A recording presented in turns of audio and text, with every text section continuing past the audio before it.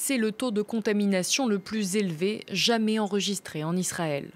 Il y a encore peu, le pays était présenté comme un exemple en termes de gestion de la pandémie. Mais l'explosion du nombre de cas contraint le gouvernement à réintroduire les mesures de distanciation sociale et à inciter les Israéliens de plus de 12 ans à se faire injecter une 3e dose du vaccin.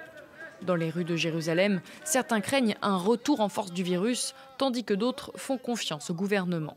حسب رأيي إن الوباء رايح يسوء أسوأ وأسوأ وإحنا موجهين على المدارس طبعا ولازم الكل يلتزم بالكمامة. طبعا احنا عندنا هنا في القدس الحمد لله الوضع عندنا مش خطير لهالدرجه هاي، طبعا احنا اخذنا التطعيم الاول والتطعيم الثاني وطبعا الحين موجود عندنا التطعيم الثالث، طبعا الناس بلشت تتعامل فيه وتاخذ التطعيم الثالث كبار وصغار والحمد لله الوضع احنا تحت السيطره. طبعا في ناس عندنا اليوم ملتزمين في ارتداء الكمامات في داخل القدس وفي خارجها وفي المناطق المغلقه. Le Premier ministre israélien Naftali Bennett espère faire rapidement retomber cette nouvelle vague de contamination.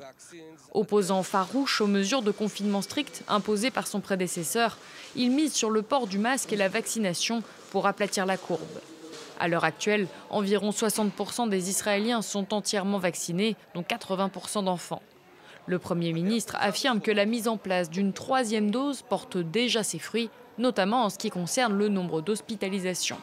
Mais à l'étranger, cette explosion des cas inquiète, au point que l'Union européenne a retiré le pays de la liste des lieux exemptés de restrictions de voyage.